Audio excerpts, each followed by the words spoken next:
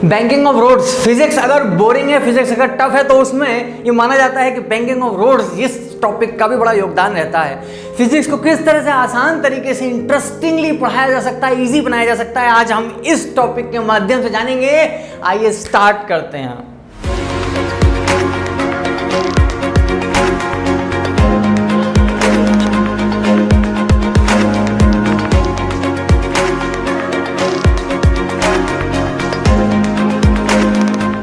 Hello all, banking of roads, आज हम इस टॉपिक को पढ़ने वाले हैं।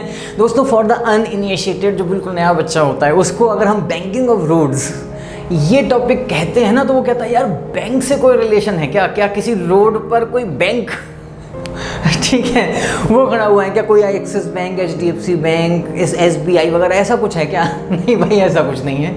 इंग्लिश में बैंक जो शब्द है ना, उसके 3 मीनिंग होते हैं। एक तो वही बैंक जिसमें आपके और हमारे बबलू के करोड़ों रुपए जमा है, ठीक है भाई। बबलू देता नहीं है किसी को पैसे, अपने पास ही रखता है, ठीक है। दूसरा बैंक का मतलब रहता है इंग्लिश में टू रिलाई ऑन, किसी पर निर्भर रहना, ठीक है। I can bank on him, I can bank on you, ठीक है। मैं तुम पर भरोसा कर सकता हूँ, I can rely on you. तो एक मतलब ये रहता है। तीसरा बैंक का मतलब रहता है किसी नदी, बैंक ऑफ द रिवर, किसी नदी का किनारा, किसी सड़क का किनारा। आज के इस लेक्चर में हम तीसरा मतलब, कम से कम मुझे ये 3 मतलब पता है, हो सकता है एक आध मतलब और होता हो। आज के इस लेक्चर में हम ये तीसरा मतलब जो है ना, सड़क का किनारा, उसके बारे में चर्चा करेंगे। दोस्तों, हम क्या करते हैं, कुछ विशेष परिस्थितियों में, अंडर सर्टेन कंडीशन, हम सड़कों के कहीं पर सड़कों के एक किनारे को ऊंचा कर देते हैं, एक को कंपैरेटिवली नीचा ही रखते हैं। ऐसा क्यों होता है, कब होता है, आज हम उसकी चर्चा करने वाले हैं।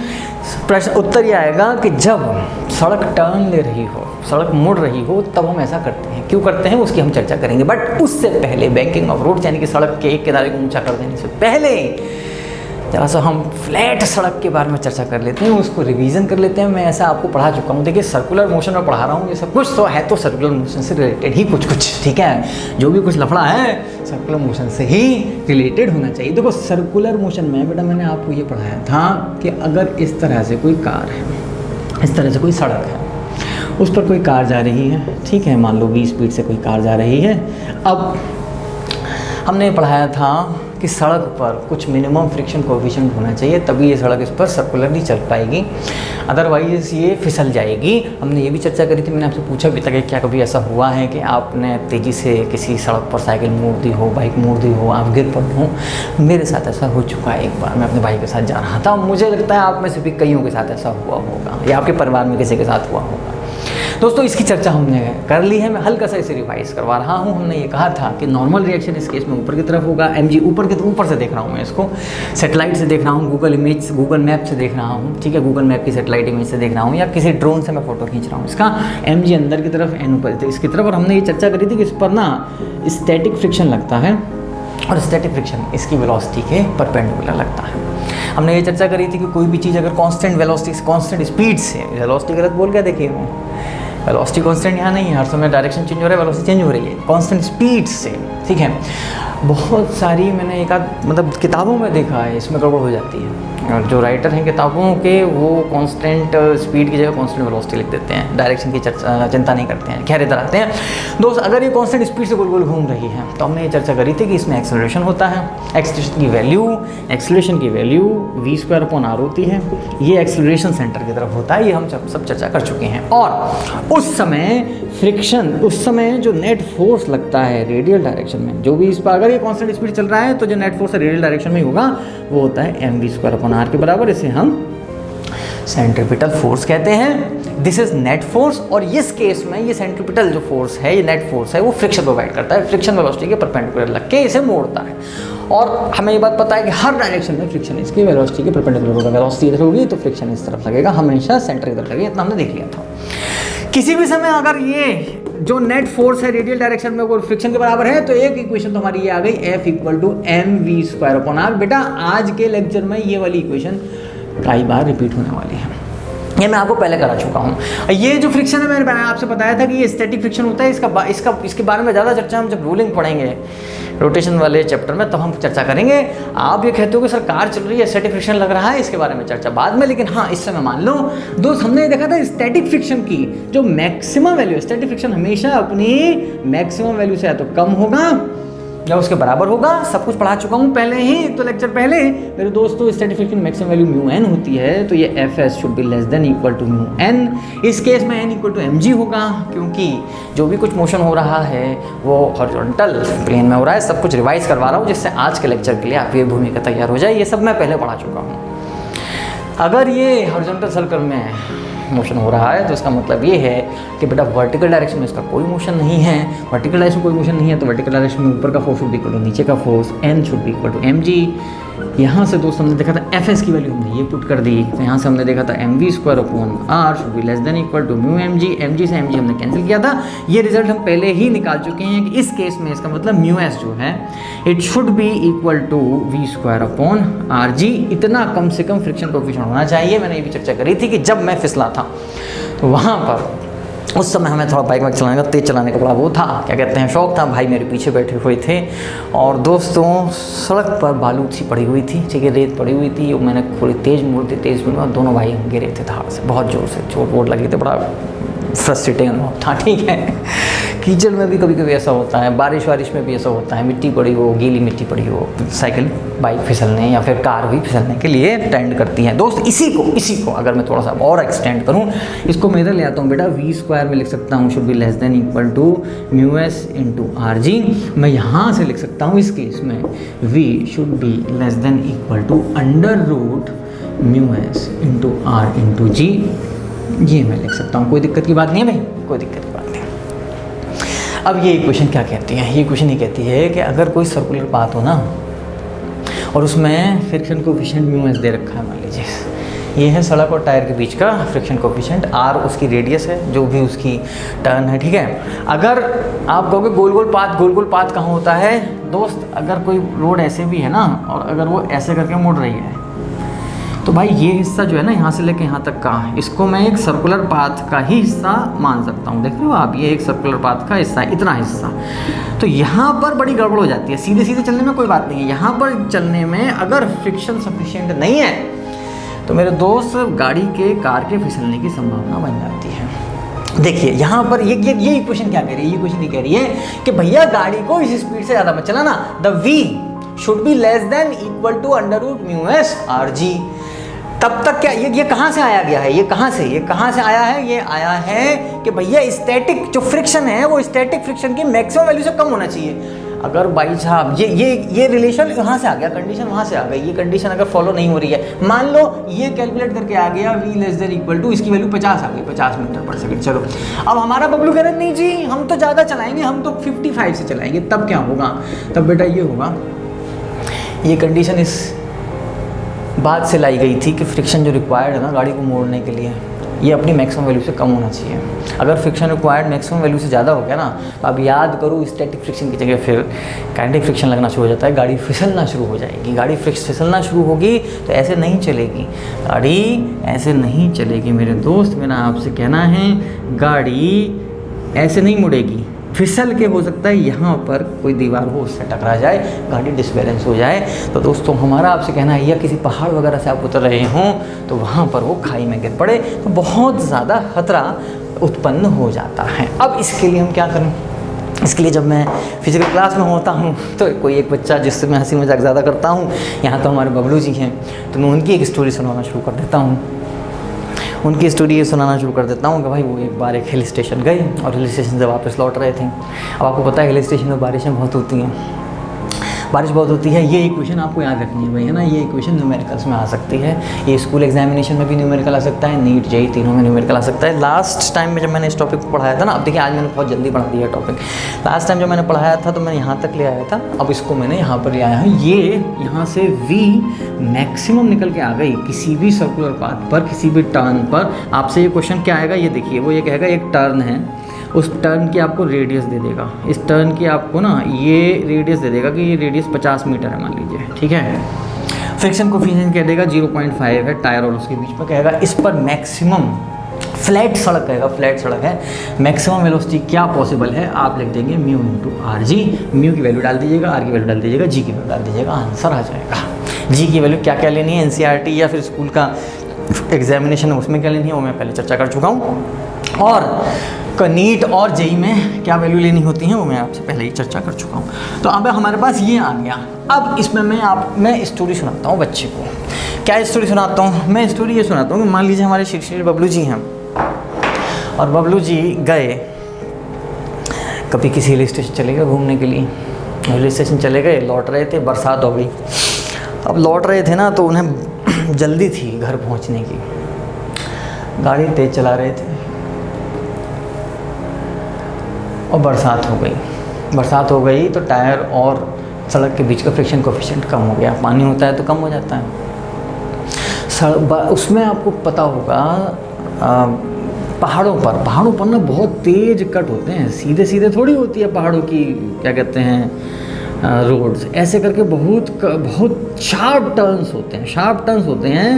तो यहाँ पर देखिए बहुत कम रेडियस के टर्न होते हैं, तो पहाड़ों पर ख़ास तौर पर सड़कें आप अक्सर देखते होंगे टीवी में, अखबारों पर, इंटरनेट वेबसाइट्स पर इस तरह की खबरें होती हैं कि पहाड़ से बस उतर रही थी या चढ़ रही थी। खासतौर पर उतरते समय ढलान होता है ना तो वैसी गाड़ी बहुत तेज़ भागती है, समझ रहे हो, घर पहुँचने की भी जल्दी है, गाड़ी अपने आप तेज़ भाग रही है क्योंकि ढलान है, ठीक है, वापस आ रहे हो पहाड़ों से, स्पीड ज़्यादा है, बारिश हो चुकी है, म्यू कम है, आर भी कम है। अब ये देखो मैक्सिमम परमिसेबल स्पीड तो कम है क्योंकि म्यू भी कम है, आर भी कम है, और ढलान से उतर रहे हो वापस लौट रहे हो तो वी खूब तेज़ भगा रहे हो, ऊपर से ध्यान भी नहीं दे रहे हो, गाड़ी चलाने में खूब डैग वैग चला रखा है, म्यूज़िक चला रखा है, क्या होगा, मैक्सिमम वेलोसिटी जो है ना वो तो आपने कम कर रखी है इस वाले फॉर्मूले के हिसाब से। और पता चला कि जो real velocity, maximum permissible velocity तो कम है 20 मीटर पर सेकेंड ये मान लीजिए, और पता चला कि आपने गाड़ी चला रखी है 40 से, फिसल जाती है गाड़ी, तो फिसल के गड्ढे में गिर जाती है, बहुतों के हाथ पैर टूट जाते हैं, कईयों की जान भी चली जाती है। इस समस्या से हम कैसे छुटकारा पाएँ, इस समस्या से हम कैसे छुटकारा पाएँ, इसके लिए किसी ने एक सॉल्यूशन सजेस्ट किया, और किसी ने बड़ा जीनियस सॉल्यूशन सजेस्ट किया। आज मैं वही आपको दिखाने वाला हूँ, जिससे लोग मर ना जाएं, लोगों के एक्सीडेंट्स ना हो जाएं, लोग खाइयों में ना गिर पड़ें, खड्डों में ना गिर पड़ें, लोग दीवारों से ना टकरा जाएं, ठीक है, लोगों की जानें ना चली जाएं। इसके लिए किसी ने एक बहुत प्यारा सॉल्यूशन सजेस्ट किया, और वो सॉल्यूशन मैं आपको यहाँ पर इमेजेस के माध्यम से दिखाता हूँ। उन्होंने कहा एक साइड की ना जो रोड है उसको थोड़ा सा ऊंचा कर दो। ये देखिए इमेज 1, पहली इमेज देखिए। मैं समझता हूँ इस इमेज में आप देख पा रहे हैं दोस्तों कि किस तरह से कार जा रही हैं। ये आप देखिए रेसिंग कार्स हैं, ये बहुत तेज़ चलती हैं। अब इनकी वी ज़्यादा होगी रेसिंग कार की, ठीक है, और वी ज़्यादा है, हो सकता है वी इतनी ज़्यादा हो जाए, भैया ये तो रेस लगा रहे हैं लोग, रेस लगा रहे हैं, तो अब इस रेस में तो वो इतनी तेज़ भागना चाहेंगे, उसमें पता चला कि वो मैक्सिमम परमिसेबल स्पीड से ज़्यादा हो गई और एक टर्न आया, और वो सब के सब आपने देखा होगा टीवी में, शायद आपने इस तरह देखा होगा, हो सकता है मेरे को मिलेगा, मैं आपको लिंक दे दूँगा कि फॉर्मूला की रेसिंग कार थी और वो उसने टर्न किया, वो फिसल के जो है और वो जो रेलिंग सी थी उस पर टकरा गई। वो ना हो उसके लिए क्या किया जाए, तो इस तरह से एक साइड की रोड को किसी ने कहा कि ऐसे कर सकते हैं, ठीक है। अगला इमेज देखते हैं, ये इसको हटाते हैं हम, अगला देखते हैं, ये देखिए इस इमेज में भी इन्होंने क्या कर रखा है कि एक साइड को ऊंचा कर रखा है और एक साइड को इन्होंने क्या कर रखा है, नीचा कर रखा है। ये क्यों करते हैं, से क्या फ़ायदा वो देखेंगे इस इमेज में देखिए, ठीक है। लग भी रहा है पहाड़ों की कुछ इमेज सी है, शायद है शायद नहीं है, जो भी है, लेकिन आप देखिए यहाँ पर भी इन्होंने एक साइड से उन्होंने उसको ऊंचा कर रखा है। ये देखिए नेक्स्ट इमेज देखिए, इमेज नंबर 4, ठीक है, आज की ये इमेज देखिए। इसमें भी एक बाइक बंदा चला रहा है, ये थोड़ी सी इमेज छोटी है, मैं उम्मीद कर रहा हूँ आपको साफ दिखाई दे रही होगी। यहाँ पर भी आप देख सकते हैं कि एक साइड जो है ऊंची है और एक साइड नीची है। और दोस्तों ये भी इमेज देखिए, इसमें भी जो है एक साइड ऊंची है और एक साइड नीची है। आप लोगों ने भी शायद इस बात को ऑब्जर्व किया होगा, क्योंकि हाईवेज़ पर देखो, हाईवे पर खुली सड़क होती है, चौड़ी सड़क होती है, आदमी बहुत तेज़ भगाना चाहता है तो स्पीड ज़्यादा रखेगा। अब अगर हाईवे पर मोड़ है ना, शहरों में कम दिखाई देता है, छोटे शहर में हो उसमें तो स्पीड ही कम वक्त 20 किलोमीटर पर आवर की स्पीड है, ज़्यादा स्पीड नहीं होती है। लेकिन चौड़े हाईवे पर लोग दनादन भगाएंगे 100, 120, 140 की स्पीड पर, उसमें अचानक मोड़ आ गया ना, टर्न आ गया, हल्का सा भी टर्न आ गया तो वहाँ पे लोगों की गाड़ी फिसल सकती है। तो उसमें क्या करते हैं, एक तरफ को ऊंचा कर देते हैं, एक तरफ को नीचा कर देते हैं। अक्सर मैं कभी अगर हाईवे पर जाता हूँ ना, मान लीजिए, और उसमें बरसात का मौसम है तो मैं देखता हूँ एक साइड में पानी ज़्यादा भरा हुआ है, एक साइड में कम, क्योंकि उन्होंने टिल्ट कर रखा है, हल्का सा बैकिंग कर रखी है। तो अब इसका हम देखते हैं कि भाई ये सब इमेजेस हम हटाते हैं और दोस्त हम ये देखते हैं कि भाई इसका फ़ायदा क्या रहा, इसका फ़ायदा क्या रहा। तो इसके फ़ायदे को देखने के लिए सबसे पहले तो हम इसकी कंपेरिजन करेंगे। हम इसका कंपेरिजन करेंगे नॉर्मल वाले केस से। देखो नॉर्मल वाले केस में कुछ इस तरह का मामला था, फ्लैट सड़क ये थी, एन ऊपर लग रहा था, mg नीचे लग रहा था। अगर ये सड़क इस तरह से मुड़ रही थी, अगर ये सड़क इस तरह से मुड़ रही थी तो इस पर फ्रिक्शन, स्टैटिक फ्रिक्शन इस तरफ लग रहा था। और हमने एक इक्वेशन बनाई थी कि भाई स्टैटिक फ्रिक्शन इक्वल टू यहाँ पर mv²/r था। उस स्टैटिक फ्रिक्शन की मैक्सिमम वैल्यू जो है, स्टैटिक फ्रिक्शन की मैक्सिमम वैल्यू जो है, ठीक है, मैक्सिमम वैल्यू वो क्या थी, μn थी। और that μn was equal to m। जब मैक्सिमम स्टैटिक फ्रिक्शन लग रहा होगा तभी मैक्सिमम वेलोसिटी होगी। भैया सीधी सी बात है, यहाँ देख लो m कांस्टेंट r कांस्टेंट, जैसे जैसे वेलोसिटी बढ़ाते चले जाओगे स्टैटिक फ्रिक्शन की रिक्वायरमेंट बढ़ती चली जाएगी। जब मैक्सिमम वेलोसिटी, परमिसिबल वेलोसिटी पे पहुँचोगे तो मैक्सिमम फ्रिक्शन लग रहा होगा, उसके बाद गाड़ी फिसलना शुरू हो जाएगी। फ्रिक्शन की मैक्सिमम वैल्यू के बाद क्या होता है, काइनेटिक फ्रिक्शन लगना शुरू हो जाता है स्टैटिक फ्रिक्शन की मैक्सिमम वैल्यू के बाद। तो दोस्त यहाँ से हम देखें तो ये Vmax का होल स्क्वायर अपॉन r हो जाएगा, ठीक है। ज़्यादा कोने में तो नहीं लिख दिया मैंने, इधर लिख देता हूँ मैंने ये कहा दोस्तों Fs max equal to μs into n, that is equal to mv max का होल स्क्वायर अपॉन r। ये इक्वेशंस हमें कंपैरिजन के लिए थोड़ी थोड़ी चाहिए होंगी, तो इन्हें मैं अलग से अभी लिख देता हूँ। चलो ये फ्री बॉडी डायग्राम भी हमें चाहिए होगा। लो भाई एक ये फ्री बॉडी डायग्राम है। चलो अब हमने क्या किया, हमने किया ये, ध्यान से सुनना भाई, इससे हमें फ़ायदा क्या रहा इस सड़क को टेढ़ा करने से। ये देखो अब आप दोस्त, अगर रोड इस तरह से है ना, अगर रोड इस तरह से मुड़ रही है तो जिस तरफ सेंटर था ना रोड का, उस साइड को तो हम नीचे रखते हैं, और जिस साइड सेंटर नहीं है दूसरी बाहर की साइड, उसको थोड़ा सा ऊंचा कर देते हैं। इतना एंगल भी नहीं ऊंचा करते हैं, नॉर्मली 15 डिग्री 20 डिग्री, इतने इससे ज़्यादा नहीं करते। चलो बहुत एक्सट्रीम कंडीशन में और ज़्यादा करते हैं। चलो दोस्त यहाँ पर हमने एक कार यहाँ पर ये चला रहे हैं हम, ठीक है। अब बहुत ध्यान से सुनना लॉजिक, बहुत ध्यान से सुनना लॉजिक कि क्या रीज़न रहता है, इससे फ़ायदा क्या रहता है। देखो इस वाले केस में n जो था ना वो वर्टिकल था। अब आपको ये बात पता है कि इस पर जो mg है, और मैं दूसरे कलर का पेन लेता हूँ,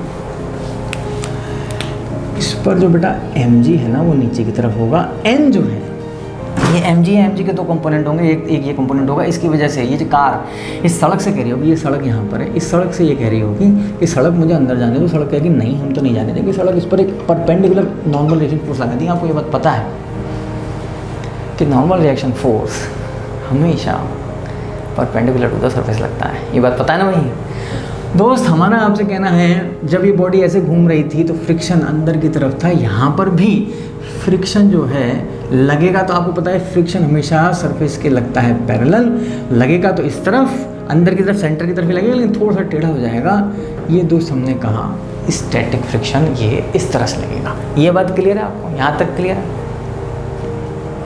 अब हम क्या करते हैं, हम ये जो हमने फोर्सेस लिए हैं ना n और f, इनके कंपोनेंट देख लेते हैं। और कंपोनेंट देख लेते हैं n का वर्टिकल कंपोनेंट और हॉरिजॉन्टल कंपोनेंट, इस तरह से f का हॉरिजॉन्टल कंपोनेंट और वर्टिकल कंपोनेंट। यहाँ ये बात ध्यान रखेंगे, हम लोगों ने पहले न्यूटन्स लॉज ऑफ मोशन में चर्चा करी थी, प्लेन की चर्चा करी थी, ठीक है, इंक्लाइन प्लेन की चर्चा करी थी। और वहाँ पर हम लोगों ने एक ये रूल्स बना लिया था कि यार जब भी इंक्लाइन प्लेन का क्वेश्चन होगा ना, तो हमें जो फोर्सेज हैं वो परपेंडिकुलर टू द प्लेन और पैरेलल टू द प्लेन ऐसे करके तोड़ने हैं। तो कायदे से तो हमें mg को तोड़ना चाहिए था। इधर mg cos थीटा हुआ करता था, याद करिए, इधर mg sin थीटा हुआ करता था। बट इस केस में, इस पर्टिकुलर केस में, मैं जो फोर्सेज हैं वो प्लेन के परपेंडिकुलर और पैरेलल नहीं, बल्कि वर्टिकल और हॉरिजॉन्टल डायरेक्शन में तोड़ रहा हूँ। क्यों तोड़ रहा हूँ अभी चर्चा आएगी, अभी उसकी हम चर्चा करेंगे।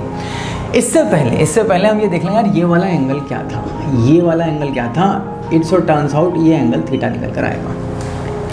ये एंगल थीटा निकल कर आएगा। थीटा को निकालने की मैंने आपको शॉर्टकट बता रखा है। वैसे तो टीचर्स इसे बहुत लंबे तरीके से बताते हैं, मैंने आपको न्यूटन लॉज ऑफ मोशन में करना हो तो वो पूरी सीरीज़ देखिए, प्लेलिस्ट बना रखी है दोस्तों। वहाँ पर मैंने आपको बता रखा है कि मैकेनिक्स में ना 2 ही निकल के आते हैं। अगर ये एंगल थीटा है ना तो यार मोस्ट प्रोबेबली यही था। एक ही केस ऐसा होता है जहाँ पे थीटा नहीं निकलता, वो 99% केस में ये जो थीटा है ना तो ये भी एंगल या तो 90 माइनस थीटा होगा या थीटा होगा। आप क्या करो, अपने मन ही मन में ना इस एंगल को कम करो, इस थीटा को कम करो। देखो थीटा अगर कम करने से इस एंगल का क्या होता है यार, अगर थीटा को कम करोगे ना तो देखोगे ये भी थीटा, ये भी एंगल कम हो रहा है। देखो जरा, अगर थीटा ऐसे है, इसको कम करोगे एंगल कम हो रहा है ना। अगर ये थीटा कम होने से ये भी एंगल कम हो रहा है तो निश्चित रूप से ये थीटा रहेगा। और अगर ये एंगल बढ़ता तो ये 90 माइनस थीटा रहता। थीटा कम करने से 90 माइनस थीटा बढ़ता है। ठीक है भाई, चुटकियों में निकल आया और कोई दिमाग नहीं लगाना पड़ा। यही सब शॉर्टकट्स हैं जिनकी वजह से हम पढ़ाई को आसान बना पा सकते हैं। मेरे दोस्त, हमारा कहना है, हमको ये पता है बालक, कोई पुरानी कहानी कि अगर कोई वेक्टर ए है, सर कितनी बार पूछोगे इस क्वेश्चन को, अब मैं सुन सुन के परेशान हो गया हूँ। बबलू कह रहा है बेटा बिल्कुल जीरो से पढ़ाई करनी है हमको, बिल्कुल रिक्शे वाले के लेवल पर। दोस्त हमारा आपसे कहना है, अगर कोई वेक्टर ए है तो उसके मैं 2 कंपोनेंट कर सकता हूँ। ये कंपोनेंट ए कॉस थीटा होता है, जिस डायरेक्शन में थीटा बनता है उस डायरेक्शन में कंपोनेंट ए कॉस थीटा होता है, उसके परपेंडिकुलरली हमको पता है ए साइन थीटा होता है। तो मेरे छोटा बच्चा, मैं अभी क्या दिखा रहा हूँ आपको, मैं दिखा रहा हूँ इसको टेढ़ा करने से फ़ायदा क्या हुआ। यहाँ पर इतनी वी मैक्स, यहाँ से इतनी वी मैक्स आनी थी, कितनी वी मैक्स आनी थी, वी मैक्स आनी थी, हमने निकाल रखी है म्यू। यार ऐसा करते हैं, एस को आराम करने देते हैं, म्यू जी आर या म्यू आर जी इतनी आनी थी। क्या यहाँ पर इसको टेढ़ा करने से कोई फ़ायदा हुआ भी हुआ तो क्या हुआ, हम उसकी चर्चा कर रहे हैं। उसकी चर्चा करने के लिए हमने एफबीडी पढ़ा, एफबीडी में हम फोर्सेस ज़रा देख रहे हैं। तो मेरे बच्चे, मेरा कहना है आपसे कि अगर ये कार थी, ये देखो ये कार थी और ये एंगल अगर थीटा था, ये तो मैंने प्लेन बनाया है अभी, इंक्लाइन प्लेन, यानी कि जो हमारी टेढ़ी हुई हमारी सड़क है, ठीक है, इस पर ये कार चल रही है, इस पर दोस्त ये कार चली और ये कार चली तो हमने ये कहा कि इस पर नीचे की तरफ तो एक फोर्स लगा mg। अब जरा सा देखो, इस n का इस तरफ ऊपर की तरफ जो कंपोनेंट है वो आएगा n cos थीटा, जिस तरफ थीटा बनता है। तो ये जो कंपोनेंट है नॉर्मल रिएक्शन का कार पर, ये n cos थीटा आ गया। एक कंपोनेंट इधर आएगा, एक कंपोनेंट इस तरफ आएगा, ये कंपोनेंट दोस्त n sin थीटा आ गया। इसमें कोई दिक्कत की बात नहीं है मेरे दोस्त। हम जरा सा ये देखते हैं, ये एंगल कितना बनेगा। देखो भाई, ये एंगल थीटा है ना, ये 2 पैरेलल लाइंस हैं, तो ये वाला भी एंगल थीटा बनेगा। ठीक है भाई, ये एंगल बेटा अगर थीटा बनता है तो मुझे क्या करना है, मुझे इस एफ का ये जो फोर्स है ना, फ्रिक्शन फोर्स, यहाँ पर भी एस को आराम करने देते हैं। ये जो फ्रिक्शन फोर्स है इसका मुझे देखना है कि कंपोनेंट क्या होगा। कोई पुरानी कहानी, थीटा एंगल की तरफ जो कंपोनेंट बनेगा वो बनेगा एफ कॉस थीटा।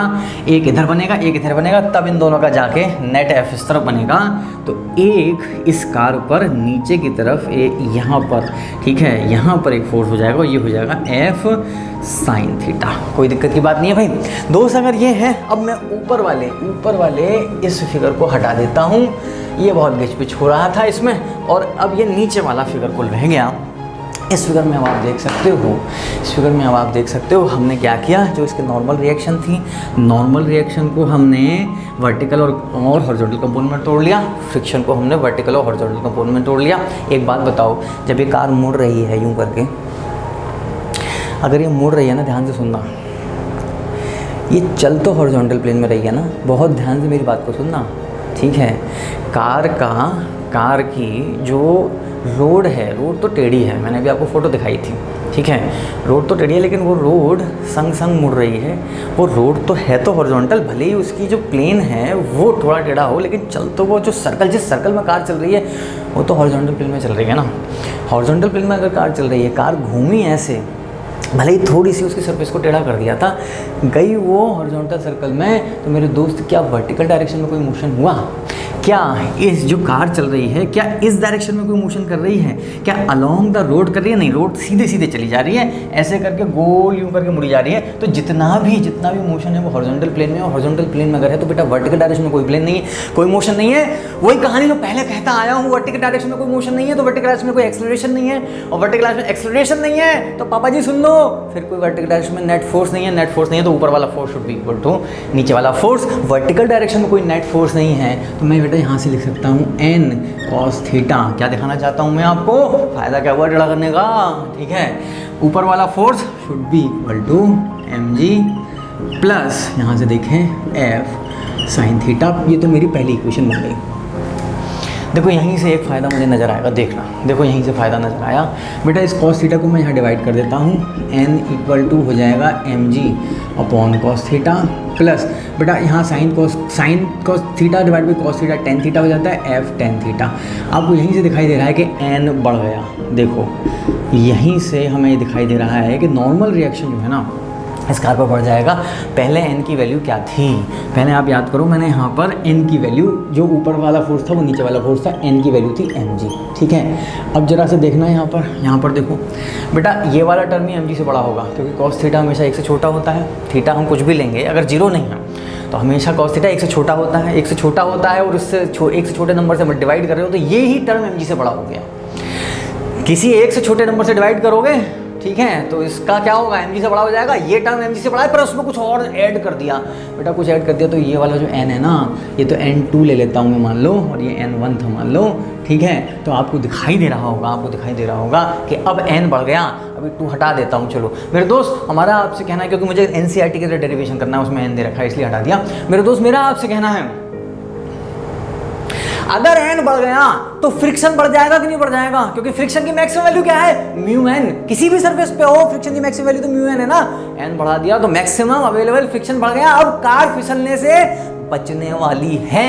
अभी और भी पिक्चर अभी बाकी है मेरे दोस्त, मेरा आपसे ये कहना है, ये तो हमने कहा वर्टिकल डायरेक्शन में तो कोई मोशन हो ही रहा, लेकिन इसका मोशन कहाँ हो रहा है, हॉरिजॉन्टल डायरेक्शन में हो रहा है। हॉरिजॉन्टल डायरेक्शन में तो गाड़ी मुड़ रही है ना, गाड़ी पहले बिल्कुल प्लेन सरफेस पे थी, गाड़ी बिल्कुल फ्लैट सरफेस पे थी, ठीक है, इस तरह से। लेकिन अब हमने हल्का सा एक साइड पे बढ़ा दिया, लेकिन उसी के साथ साथ आपने देखा होगा, कभी हम स्पोर्ट्स में देखते हैं साइकिल वगैरह चल रही होती है तो वो टेढ़े उस पर चलाते हैं, ठीक है, सरफेस पे चलाते हैं। या कार होती हैं बहुत तेज़ अगर चल रही हैं तो वो गोल अगर घूम रहे हैं तो टेढ़े उस पर चलाते हैं। जैसे मैंने आज आपको दिखाई थी वो गोल सी जो इमेज 1 थी, गोल सा वो था कि नहीं, ट्रैक था, उस पर कारें चल रही हैं। अब वो कारें चल रही हैं, चल तो वो हॉरिजॉन्टल गोल अगर घूम रही हैं तो हॉरिजॉन्टल पाथ पे चल रही हैं बेटा, हॉरिजॉन्टल पाथ पे चल रही हैं ना, इसलिए मैंने यहाँ पे जो फोर्सेस थे ना वर्टिकल और हॉरिजॉन्टल डायरेक्शन में तोड़े थे। अगर कार इस डायरेक्शन में चल रही होती, इसके अलोंग चल रही होती, तब मैं परपेंडिकुलर और इसके अलोंग तोड़ता। चूंकि ये जो हमारा सर्कुलर मोशन हो रहा है वो हो रहा है हॉरिजॉन्टल प्लेन में, इसलिए मैंने जो फोर्सेस हैं हॉरिजॉन्टल प्लेन में तोड़े। हालांकि इस क्वेश्चन को वैसे भी किया सकता है अलोंग द प्लेन परपेंडिकुलर, बहुत लंबा हो जाता है। चलो मुद्दे पर आते हैं भाई। मुझे बात पता है कि ये जो बॉडी है ना, ये कुछ इस डायरेक्शन में गोल अगर चल रही है तो मेरा आपसे कहना है, मुझे ये बात पता है कि नेट फोर्स, वही पुरानी कहानी, इन द रेडियल डायरेक्शन, वो निकाल लूंगा अगर मैं, तो वो mv² अपॉन r के बराबर होगा कि नहीं होगा। सब लोग मानते हो इस बात को, एग्री करते हो, तो आओ इधर देख लेते हैं। Net force, what is the net force on the body in the radial direction, क्या है भाई? भैया एक ये फोर्स है, एक ये फोर्स है। लिख लेता हूं मैं f cos theta plus n sine theta. जरा देखो आप, देखो इस n के ना, यहाँ n ऐसे करके टेढ़ा हो गया था, इनके 2 कंपोनेंट आ गए, एक कंपोनेंट इस तरफ आ गया। अब आप देखो पहले ना रेडियल डायरेक्शन में केवल ये f फोर्स था, जिस f की मैक्सिमम वैल्यू क्या थी, म्यू एन, ठीक है, म्यू n1 थी या म्यू n थी। चलो that is was equal to mv² upon r। और ये मैक्सिमम कब था, फ्रिक्शन, जब वेलोसिटी मैक्सिमम थी, जस्ट फिसलने वाला था उस मैक्सिमम वेलोसिटी पर। तो हमने कहा मैक्सिमम वेलोसिटी इससे निर्धारित हो रही थी, इससे पता चल रहा था हमें। अब जरा सा आप देखो मेरे दोस्त, हमारा आपसे कहना है, यहाँ से हमने निकाला इसकी रेडियल डायरेक्शन में ऐसे करके बॉडी गोल घूम रही है, इस वाली इस तरह से हमारी रोड है, ये हमारी रोड है, ठीक है। ज़्यादा मैं बनाना नहीं चाहता क्योंकि जो हमारा डायग्राम है बहुत कंजस्टेड हो जाएगा। चलो दोस्त, अगर ये है, this is the force towards the centre of this circle, it should be equal to mv² upon r। यहाँ तक क्लियर है भाई? अब आप देख रहे हो जैसे जैसे वेलोसिटी बढ़ेगी फ्रिक्शन की रिक्वायरमेंट बढ़ती चली जाएगी, बढ़ेगी फ्रिक्शन बढ़ेगा, भी बढ़ेगी फ्रिक्शन बढ़ेगा, बढ़ते एक पॉइंट ऐसा आ जाएगा कि फ्रिक्शन अपनी मैक्सिमम वैल्यू पे पहुंच जाएगा। और वो तब होगा जब वेलोसिटी मैक्सिमम होगी। इसके बाद भी अगर आप वेलोसिटी बढ़ाते गए, इससे तेज आपने टर्न लिया, तो भैया फिर फ्रिक्शन अपने हाथ जोड़ लेगा, भैया कहेगा अब तो बॉडी को फिसलना पड़ेगा, स्टैटिक फ्रिक्शन की मैक्सिमम वैल्यू आ जाएगी। क्लियर है भाई? ये है। तो बच्चे आपको ये बात पता है, छुटकू मुटकू राम, आपको ये बात पता है कि f की मैक्सिमम वैल्यू कितनी होगी, यहाँ पर फ्रिक्शन की मैक्सिमम वैल्यू कितनी होगी, म्यू इंटू n के बराबर होगी। म्यू में सेंटू एन के बराबर होगी, ये बात पता है, वो मैं यहाँ पर रख देता हूँ। तो अब इक्वेशन क्या आ गई, अब इक्वेशन जरा देखना भाई बेटा, ये आ गई इक्वेशन, एफ की वैल्यू मैं रखता हूँ म्यू एन, ठीक है भाई, इनटू देखो एफ की वैल्यू रखी मैंने म्यू एन, कॉस थीटा पहले से चल रहा है, plus N sine theta equal to M V max का होल स्क्वायर अपॉन आर। मेरे पास ये सेकंड इक्वेशन आ गई, इसको मैं इक्वेशन 2 कह देता हूँ, ठीक है, इसको मैं इक्वेशन 2 कह देता हूँ। अब मैं आपको कंपेयर करवा देता हूँ, मैं अब आपको ये बता रहा हूँ कि यार ये जो कर रहे हैं क्यों कर रहे हैं, ये बहुत ज़रूरी है आपके लिए समझना। यार देखो रटाने को तो मैं लूँ और आऊँ और पट लिख दूँ और रटा दूँ तुमको, लेकिन समझाना भाई जैसे कहते हैं ना, अंदर से फील आ जाए बच्चे को, ये कर क्यों रहे थे, किया क्यों ये, ठीक है मेरे दोस्त। इस इक्वेशन को ना आप इस इक्वेशन से ज़रा कंपेयर करो, देखो यहाँ म्यू एन कॉस थीटा, चलो लेकिन बेटा ये एडिशनल टर्म यहाँ ऐड हो गया कि नहीं हो गया, ये अगर एडिशनल टर्म यहाँ ऐड हो गया उसकी वजह से क्या होता है, ध्यान से सुनिएगा, उसकी वजह से होता ये है कि एडिशनल वेलोसिटी अब ये बढ़ गई। ये वाली जो वेलोसिटी है ना, ये केवल म्यू एन की वजह से आ रही है, इस वाले टर्म की वजह से आ रही है, लेकिन ये जो अब वेलोसिटी थोड़ा टेढ़ा करने के बाद, बैंकिंग के बाद, थोड़ा सा स्लांट करने के बाद, एंगल देने के बाद रोड को, ये वाला टर्म ऐड हो गया। इस टर्म की वजह से एडिशनल हमें सेंट्रीपिटल फोर्स मिल गया। अब सीधी सी बात है, एडिशनल सेंट्रीपिटल फोर्स करता क्या था, बॉडी की डायरेक्शन को चेंज करता था कि नहीं। हमने देखा था जैसे अगर आप ज़्यादा सेंट्रीपिटल फोर्स लगाएंगे तो बॉडी को मुड़ने में आसानी होगी, आसानी से मुड़ पाएगी, और सेंट्रीपिटल फोर्स नहीं होगा तो नहीं मुड़ पाएगी। पहले कम पड़ रहा था सेंट्रीपिटल फोर्स, इसीलिए बॉडी फिसल जा रही थी वी मैक्स के बाद। अब बॉडी को फिसलने से बचाने के लिए, अंदर की तरफ खींचने के लिए, सर्कल में अंदर की तरफ खींचने के लिए ये फोर्स और बढ़ गया, ये फोर्स और बढ़ गया। अब आप कहोगे सर, अब आप में से कुछ लोग जो ज़्यादा मैथमेटिकली इंक्लाइंड हैं वो कहोगे सर हमने आपकी एक गलती पकड़ ली, हमने सर आपकी एक गलती पकड़ ली, लेकिन उस गलती पर जाने से पहले दोस्तों लाइक कर दो। ये लाइक यही है बटन, नीचे पास में ही है, बहुत ज़्यादा दूर नहीं है, ठीक है। बबलू तुमने लाइक किया कि नहीं, बबलू कह रहा है बबलू ने लाइक कर दिया, तुम लोग लाइक नहीं करते हो, गंदे बच्चों हैं, चंगू मंगू।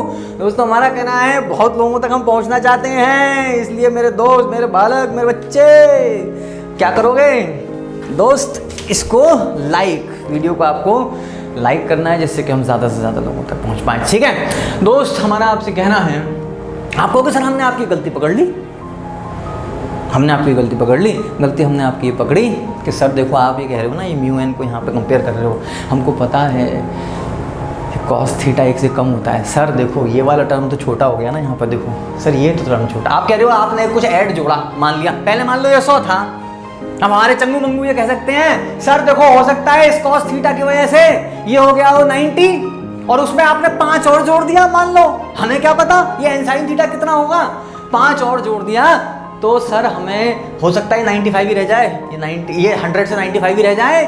उसके लिए मैं अब स्क्रीन पर ला रहा हूं एक ये पिक्चर है, इसे देखो, इमेज 6 आज की, ठीक है। जरा देखो इसमें क्या दे रखा है, इसमें दे रखा है दोस्तों एंगल दे रखे हैं, पहले 1 ये डिग्री में है, 0 डिग्री 2 डिग्री 4 6 8 ऐसे करके दे रखे हैं, 20 डिग्री पे।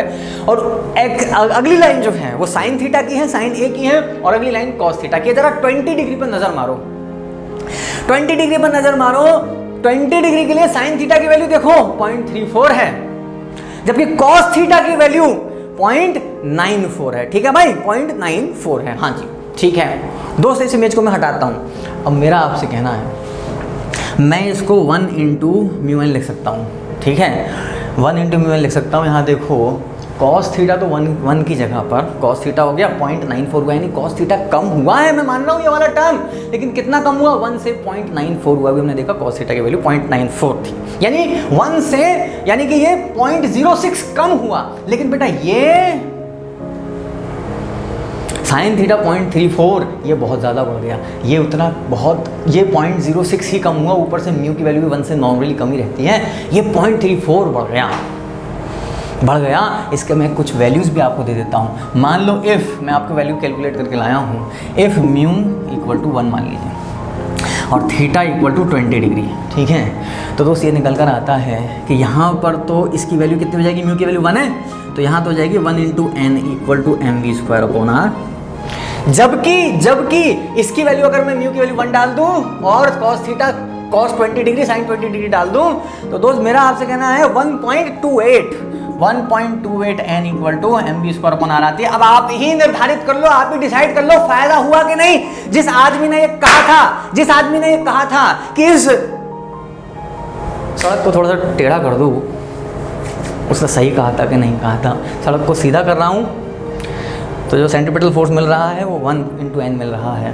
सड़क को टेढ़ा कर दे रहा हूँ तो 1.28 इंटू एन मिल रहा है। यहाँ से आपको दिखाई देगा वेलोसिटी ज़्यादा निकल के आएगी। और ये दोनों एन भी सेम नहीं है, ये एन भी ज़्यादा है, ये एन भी ज़्यादा है। Live it an exercise for you कि आप इसे कैलकुलेट करना कि एन कितना ज़्यादा हो गया। यहाँ से आप कैलकुलेट कर सकते हो, एफ की वैल्यू डाल देना म्यू एन, तो निकल के आएगा कि ये और देखो 28% तो वी स्क्वायर की वैल्यू वैसी बढ़ चुकी है, इनकी वैसे और बढ़ेगी, तो निश्चित रूप से आपको फायदा होगा। निश्चित रूप से ये मैंने आपको दिखा दिया। इसी तरह से मैं लिख नहीं रहा हूँ, अगर म्यू की वैल्यू 0.7, जनरली मैंने नेट पे देखा जो टायर और सड़क के बीच का जो फ्रिक्शन कोएफिशिएंट होता है ना, जनरली 0.7 है। ठीक है, हम जिस टायर को यूज़ करते हैं वो नहीं जो रेसिंग कार में 0.9 और उससे ज़्यादा भी हो जाता है, 1.5 1.6 भी हो जाता है, बट हम जो कार यूज़ करते हैं, जो बबलू हमारा कार यूज़ करता है, उसकी रह जाती है 0.7। और 0.7 पर अगर आप कैलकुलेट करो ना, मैं कैलकुलेट किया था थीटा इक्वल टू 15 डिग्री पर, तो ये तो 0.7 एन आ रहा है और ये 0.93 एन आ रहा है, यानी करीब 30% का फ़ायदा तो केवल इसी टर्म में है। मेरे दोस्त अगर ये है तो ये तो हमें चमक गया, ये तो हमें दिख गया कि भाई फ़ायदा हो रहा है, ये मैंने दिखा दिया। तो अब मैं इसको डिलीट कर देता हूँ, इस वाले पोर्शन को। ठीक है, इस वाले पोर्शन को क्यों मैंने लिखा था? केवल इसलिए लिखा था कि मैं आपको दिखा पाऊँ कि वास्तव में क्या फ़ायदा रहा। हुआ ये कि ये जो n आया था ना, उसका ये वाला टर्म जो है वो इतना बड़ा हो गया, ये काफ़ी सफिशिएंट हो गया f cos थीटा के मुकाबले। उसने दोनों ने मिलकर यहाँ अकेला f था, जबकि f cos theta plus n sin theta मजबूत हो गए, ज़्यादा पावरफुल हो गए, उन्होंने ज़्यादा सेंट्रीपिटल फोर्स लगा लिया, उसकी वजह से गाड़ी मुड़ गई। बस अब तो बहुत आसान है। अब मुझे क्या निकालना है? वी मैक्स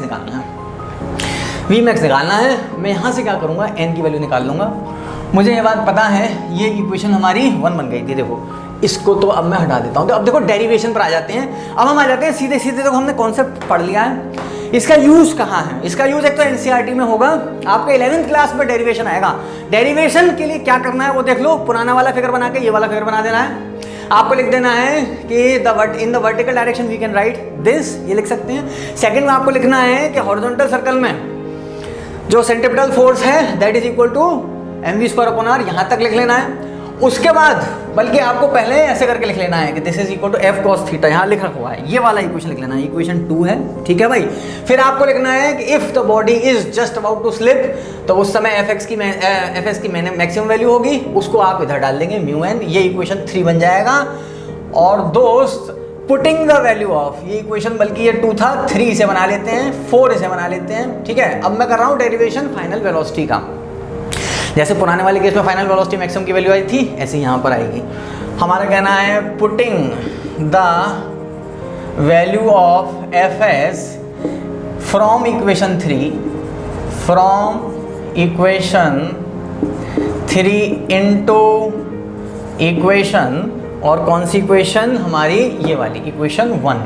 ठीक है, तो देखो इसको हम इसमें डाल देते हैं, तो क्या निकल के आएगा जरा देखना, N cos theta equal to M G plus F की जगह पर मैं ये डाल दूंगा म्यू एन। देखो मैंने अभी किया क्या, मेरे पास एक ये इक्वेशन था, एक ये इक्वेशन था।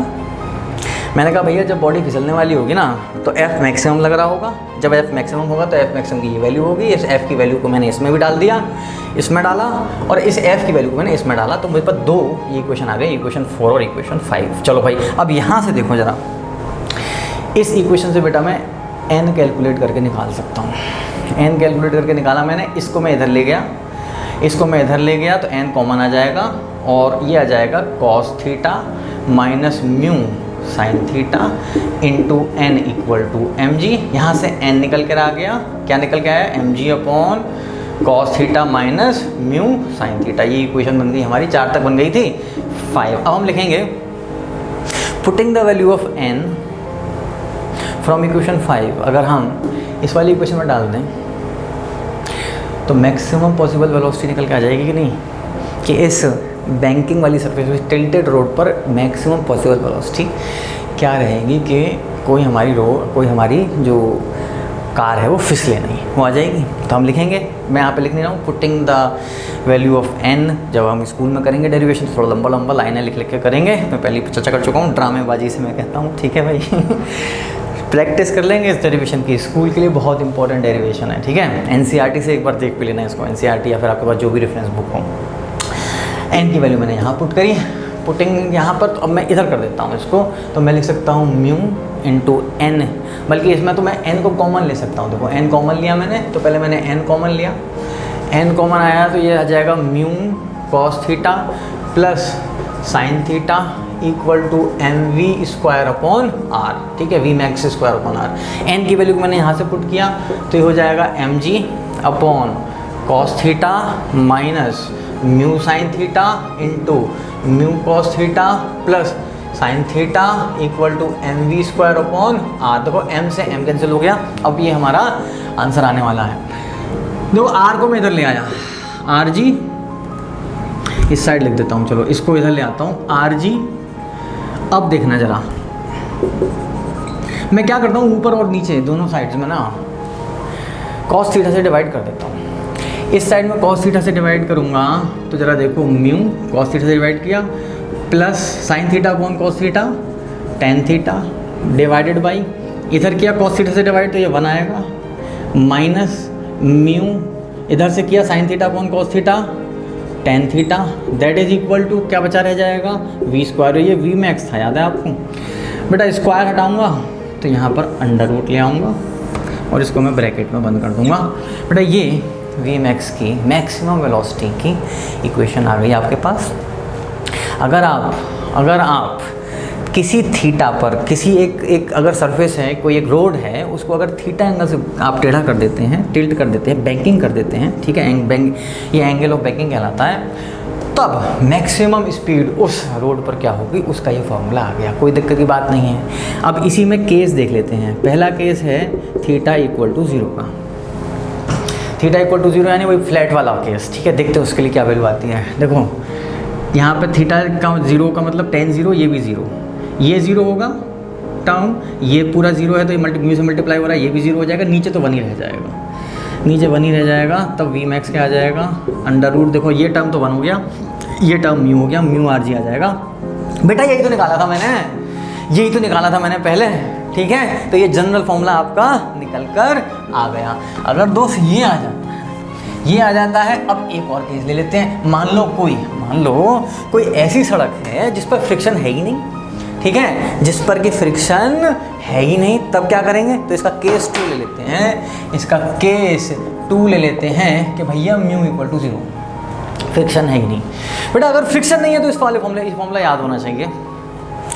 और एक आपको बता दूं, सीक्रेट बता दूं, जब मैं स्टूडेंट था ना, मुझे बहुत दिक्कत होती थी इस फॉर्मूले को याद करने में, ठीक है। बाकी सारे फॉर्मूले मुझे याद रहते थे, इस फॉर्मूले को आज भी मैं आपको बताता हूँ। ये फॉर्मूला आज भी मैं ना कभी भूल जाता हूँ। मैं क्यों बता रहा हूँ, अपनी कमी क्यों बता रहा हूँ। लाइव यूट्यूब पर, कैमरे पर, सबके ऑफिशियली सब लोग देख रहे होंगे, टीचर्स भी देख रहे होंगे। मैं क्यों बता रहा हूँ, मैं क्यों भूल जाता हूँ। मैं ये बता रहा हूँ, एक व्यक्ति, एक स्टूडेंट जो ये भूल जाता था, उसके बावजूद वो IIT कानपुर पहुँच गया। बेटा भूल जाता था का मतलब ये नहीं कि मैं एग्जाम में भूल जाता था, सारा का सारा एक रजिस्टर तैयार रखता था, उस पर जितने फॉर्मूले में भूल जाता था सब लिख के रखता था। जिस दिन एग्जाम होता था एक दिन पहले से याद करने की शुरुआत कर देता था, एग्जाम में मेरा क्वेश्चन सही होता था, ठीक है। वैसे पूरे साल ना याद रहता हो, लिखा हुआ है। आइंस्टीन ने क्या कहा था, आइंस्टीन से किसी ने पूछा एक बार कि भाई what is the speed of sound, उसका जवाब क्या था।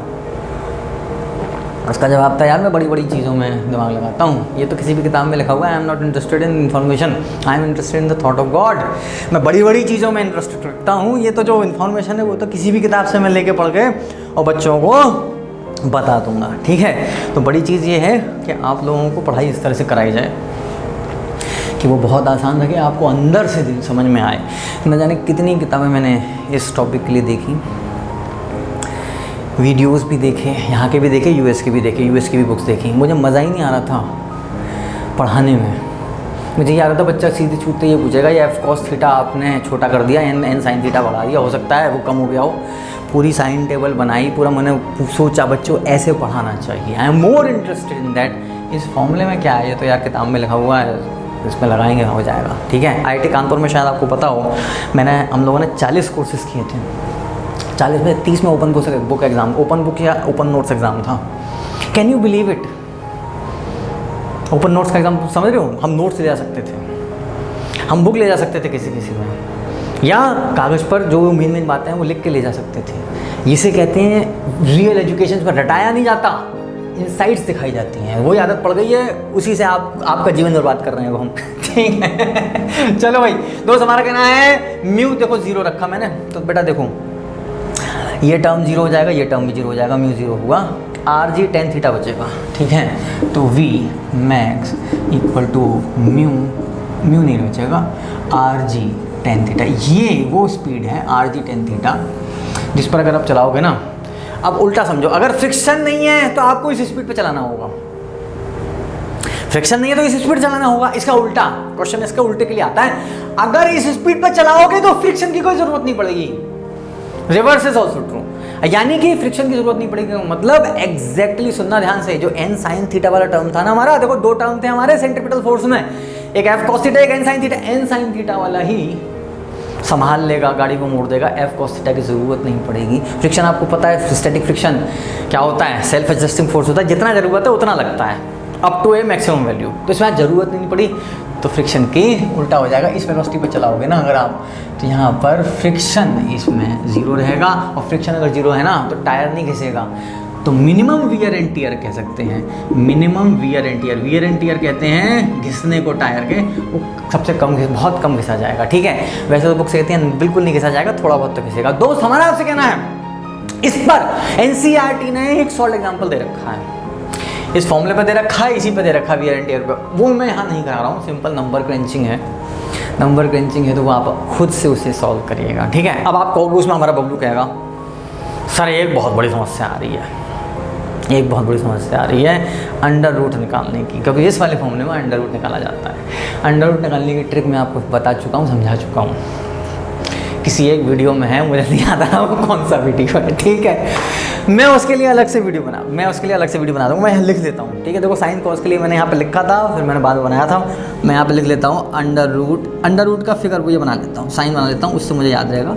मैं दोस्त इसका एक अलग से वो भी बना दूंगा, अंडर रूट कैसे निकाला जाता है एक अलग से छोटा सा वो बना दूंगा। ठीक है, तो हमारा आपसे कहना है हम ये तो दिखा दें कि यार कुछ हमें फ़ायदा हुआ, कि कुछ किया, एक पॉइंट ये तो है कि यार इसके से हमें कुछ फ़ायदा भी हुआ कि नहीं हुआ, इस वाले क्या कहते हैं इसको बैंकिंग करने से। देखो भाई फ़ायदा हुआ, यहाँ से आप देख सकते हो, पहले जो वी था ना मैक्सिमम, वो था under root mu R G, बेटा यही था ना पहले, under root mu R G था ना। ठीक है, ये क्लियर है। चलो बेटा अगर under root mu R G था ना, जरा पेन चेंज कर लें, अब ज़रा देखो ये under root mu R G से बढ़ गया होगा, ज़रा देखो आर जी यहाँ पर सेम है और आर जी यहाँ भी सेम है, कोई बात नहीं है। ज़रा इस म्यू को देखो, इस म्यू की जगह पर यहाँ पर ये आ गया है, दिख रहा है आपको? मुझे पता है ये न्यूमरेटर है, ये डिनोमिनेटर है, न्यूमरेटर बड़ा हो गया, देखो म्यू में कुछ ऐड ही तो किया है, टेन थीटा 10 डिग्री 15 डिग्री जो भी होगा पॉजिटिव होगा। ठीक है, 90 तक पॉजिटिव ही रहता है मेरे दोस्त, हमने न्यूमरेटर को बड़ा कर दिया इसलिए वी मैक्स बढ़ गया होगा, पहली बात। दूसरी बात हमने डिनोमिनेटर को छोटा कर दिया, देखो यहाँ पर डिनोमिनेटर को मैं 1 मान सकता हूँ, मैं कह सकता हूँ this is mu R ji upon 1, यहाँ देखो हमने 1 माइनस समथिंग, कुछ माइनस ही तो कर रहे हैं, तो दोस्त हमने न्यूमरेटर को बड़ा कर दिया, डिनोमिनेटर को छोटा कर दिया, यानी कि वी मैक्स को हमने बड़ा कर दिया होगा। ठीक है भाई दोस्तों, आज यहाँ पर हम यहीं पर लगभग समाप्ति पर आ गए हैं अब इस वीडियो की। डेरिवेशन में अगेन आई एम सेइंग कि इसका बहुत इंपॉर्टेंट है, इस 11th क्लास के स्कूल एग्जाम में बिल्कुल आता है ये। ठीक है, तो मेरा आपसे कहना है इसका आज ही अभी इस वीडियो को देखने के बाद, देखो मेरी और तुम्हारी ये बात बिल्कुल पक्की है भाई, ये तुमको वादा करना पड़ेगा, ये तुमको गुरु दक्षिणा देनी पड़ेगी, इतना सच्चा तुम्हें बनना पड़ेगा अगर मुझसे पढ़ना चाहते हो। तो अगर मैं कहता हूँ बेटा आज ही अभी डेरिवेशन की प्रैक्टिस करना, तो अभी करनी है। ठीक है भाई, क्या करना है, वीडियो नोट्स नहीं बनाए हैं, वैसे तो नोट्स बनाने चाहिए थे, मेरे वीडियो के साथ साथ नोट्स बनाने चाहिए थे। लगभग अब वीडियो हमारा कंप्लीट हो गया आज का। ठीक है, नहीं बनाए हैं एनसीईआरटी खोलो या कोई reference book SL Arora Pradeep जो भी कुछ है आपके पास वो लो, उससे पढ़ो, फिगर देखो एक बार, उसके बाद फिर अपने आप डायग्राम बनाओ। दोनों डायग्राम इसमें बनेंगे, एक कार वाला बनेगा जिसमें एन टेढ़ा बन रहा है, एक दूसरा डायग्राम बनेगा जिसमें कंपोनेंट बन रहे हैं N cos theta N sine theta. उसके बाद इक्वेशंस लिखना, ठीक है, एक वर्टिकल डायरेक्शन की, एक हॉरिजॉन्टल डायरेक्शन की। वर्टिकल में तो ऊपर वाला फोर्स इक्वल टू नीचे वाला फोर्स, और हॉरिजॉन्टल में लिखना FR net equal to mv²/r उन्हें, और फिर फ्रिक्शन वाला वो रखना, फिर सारा सा सॉल्व करना, यहाँ तक लेकर आना उसको। ये डेरिवेशन बेटा आपको आज ही करना है, मुझे वादा कर दो। कल मैं अपने एक स्टूडेंट से बात कर रहा था, उसने कहा कि सर मैं आपका वीडियो देख रहा था और आपने इतना कहा ना, वैसे मैं करता नहीं था, आपने इतना कहा, मेरा ज़मीर जो है ना वो मेरे को कहने का नहीं, वो नहीं आई। उसका नाम शयान है, कह रहा नहीं भाई नहीं मुझे करना है। उसी समय उसने कहा मैं लेकर आया, पेन लेकर आया, कॉपी लेकर आया और उसी समय मैंने क्वेश्चन को सॉल्व किया। एंड ही सेड कि क्वेश्चन को सॉल्व करने के बाद I felt very good about my self, I felt confident कि हाँ मुझे कॉन्सेप्ट क्लियर हो गए हैं। तो मैं बेटा जब कहता हूँ उसे आपको करना है, ठीक है। तो ये हो गया असाइनमेंट, आपको पता है डिस्क्रिप्शन में लिंक होगी, वो आप कर लीजिएगा। NCERT में दो न्यूमेरिकल दे रखे हैं, मैंने आपसे चर्चा कर ली है, डेरिवेशन की चर्चा कर ली है। नॉर्मली बच्चे इसका डेरिवेशन भूल जाते हैं, जब मैं स्टूडेंट था मैं इसका डेरिवेशन भूल जाता था। इसका तो छोड़ो, मैं अभी भी अगर ना काफ़ी समय तक ना देखूँ तो एक बार को वैसे कर तो दूंगा मैं, बट मुझे एक बार सोचना पड़ता है, ठीक है भाई। इसमें इस तरह का टेढ़ापन है। अगर आप इसको भूल जाते हो हफ्ते 10 दिन बाद, अपने आप को कोसना मत। हम खुद टीचर 10-20% ऐसी चीज़ें होती हैं, फिर वही अपनी कमी बता रहा हूँ मैं। हम खुद सुबह देखते हैं, अगर हमें शाम को लेक्चर लेना है ना, तो 10-20% चीज़ें हम भूल जाते हैं। पिछली साल पढ़ाई थी, कहाँ चीज़ याद रहती है। ये वो चीज़ है जो अक्सर मैंने देखा टीचर भूला करते हैं, इसका डेरिवेशन। अगर आप भूल जाते हो अपने आप को कोसिएगा मत, वही वाली चीज़ है। इस एग्ज़ाम जिस दिन हो उससे एक दिन पहले आप फिर से रिवाइज़ कर लीजिएगा भाई। और तो कुछ नहीं छूटा, मैं लिख लेता हूँ कि कोई भी हाईवे पर टर्न का बस मेरी बड़ी इच्छा थी कि हाईवे पर जब टर्न करते हैं ना, तो बरसातों में तो एक साइड में पानी इकट्ठा हो जाता है डिवाइडर की साइड में, उसका मैं बहुत आज 2 घंटे 1.5 घंटे लगाए हैं आपके एक नई चीज़ को करने के लिए ना, इनोवेशन करने के लिए। मैं साइंस में टीचिंग में रिसर्च करता हूँ, इनोवेशन करने की कोशिश करता हूँ। एक चीज़ करने के लिए मुझे कभी कभी आदत है कि 2-2 घंटा लग जाता है, ठीक है, और वो दिखा नहीं पाया। अगर आप में से किसी बच्चे को कोई हाईवे के आसपास पानी बैंकिंग ऑफ रोड्स की वजह से हो, तो वो इमेज जो है वो हमें ज़रूर भेजें, कमेंट में उसकी खींच के और लिंक डाल दें। थैंक यू वेरी मच दोस्तों। एक टीचर पकड़ लें, एक बुक से पढ़ें, रिवीजन ज़रूर करें, असाइनमेंट ज़रूर करें, ठीक है, नोट्स ज़रूर बनाएं और रेगुलरली वीडियो ज़रूर देखें। अपने मम्मी पापा भाई बहन से शर्त लगा लें कि गौरव सर का वीडियो रोज़ अगर मैं ना देखूँ तो मुझसे 200 रुपये ले लेना। आप देखोगे पूरी साल सारी वीडियो देखते रहोगे आप। Thank you very much, thank you.